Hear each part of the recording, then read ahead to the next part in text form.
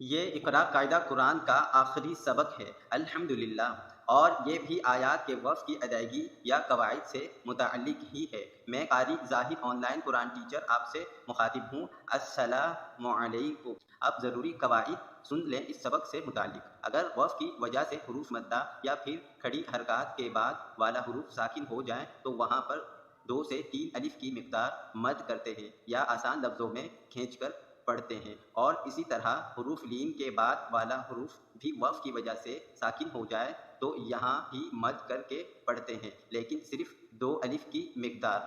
اب میں یہ تینوں لائنیں باتجوید ہجے کے ساتھ پڑھوں گا، سنیں، دیکھیں اور سیکھیں۔ بسم اللہ الرحمن الرحیم۔